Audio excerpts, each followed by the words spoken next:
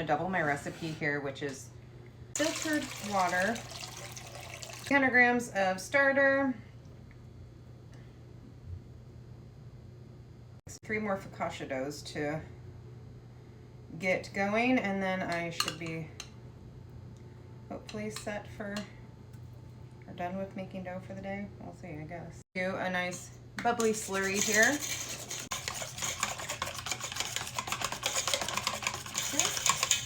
Is nice and mixed and bubbly, just the way we want it. So we're going to go back in and add 1,000 grams of bread flour. I'm still using my parents' oven to bake. I have my oven preheated right now to make some bread for my family, but I just don't trust whatever is going on with the temperature. I don't trust selling any of my bread that I bake in there at the moment. So we're gonna mix this into a shaggy dough. I just know I'm gonna go in with my hands, so I'm getting this sucker on before I get it all, make a mess everywhere. All right. So we're just mixing this into a shaggy dough, trying to get everything in. Okay, so let's scrape the sides here. I'm trying to get everything nice and incorporated. Good morning. Good morning. Just a minute. My dog's up. She's gonna want to go out and go potty, aren't you? Just a minute. Sorry, I keep forgetting to hold on to this. I'm sure that that is super unpleasant on the ears. I just started another batch of dough and set a timer for an hour to add my salt and take my aliquot sample. So I will just follow the timer I have for that one to do all my stretch and folds and everything together. Just one moment, please. So I'll cover this up for about an hour, and we'll come back and add the salt and get our sample size of the dough taken. It's been, I don't know, whatever it was, 32 minutes, 42 minutes since we put our dough together. I'm just following another double batch dough that I'm doing the inclusion, or stretch and folds everything at the same time, so I don't lose track of what I'm doing today. I'm adding 20 grams of salt because, again, this is a double batch of dough. And I have a little bowl of water here just to get my fingers wet so that the dough doesn't stick. And I'm just going to use my hands here to incorporate that salt. You can feel how gritty it is when you first add it. Put it together. And now, just want to work up a little bit of gluten. Hold on to this side thing. I'm sure that's super obnoxious.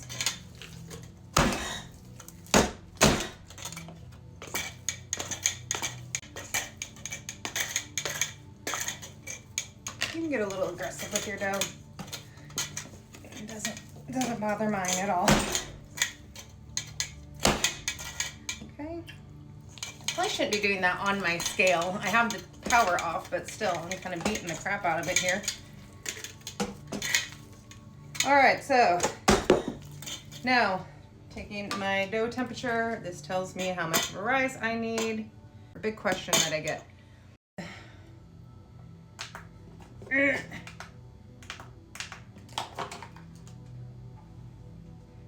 Oops.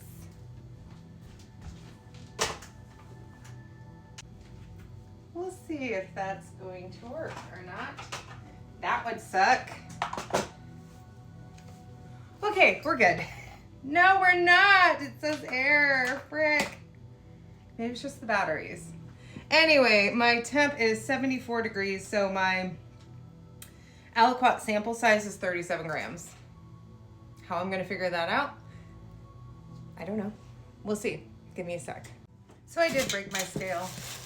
Little lesson there for probably just mostly me. I'm sure everybody else knew what I was doing was going to risk it not working. So now I'm gonna have to figure out time in here for me to go get another one while my dough is all rising and before I start any of the recipes. I wanted to do some discard recipes today for the kids, waffles, pancakes, stuff like that. And we're gonna let her rest for another 25-30 minutes here. And then I'm gonna figure out when I can go grab a scale so I can continue baking today. On to our third set of stretch and folds. I'm not sure if I'll do 4. We'll see with the timing of everything else that I've got going on here. And then I need to run and get some supplies here, including the scale, a replacement scale for the one that I just broke. This was really senseless of me. I don't know what I thought was going to happen.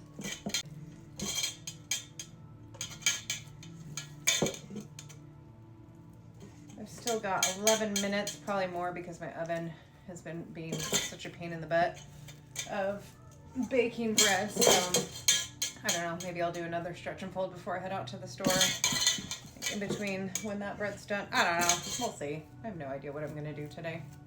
For me for now, in the bowl she'll go. We'll either come back and do another round of stretch and folds or call it good, and I'll come back, I don't know, whenever I come back. Shaping, maybe? Okay, I had plenty to do, so we're gonna do our last round of stretch and folds. I thought I could get out of the house sooner, but I can't, and that's fine. Some nice bubbles there. It's gonna be a beautiful dough. And I will probably shape these in a separate video because this is going to be one large or normal sized garlic cheddar, and then the other half of it is going to be split into 2 other garlic cheddar loaves, which is kind of a hassle, but whatever, it's fine. In she goes for the remainder of our bulk ferment. Once the dough hits the top here, well, actually, I don't know, I'm going to be guessing because I couldn't weigh my aliquot sample because I broke my scale by being very negligent with it. So I'll probably come back in the next video for shaping.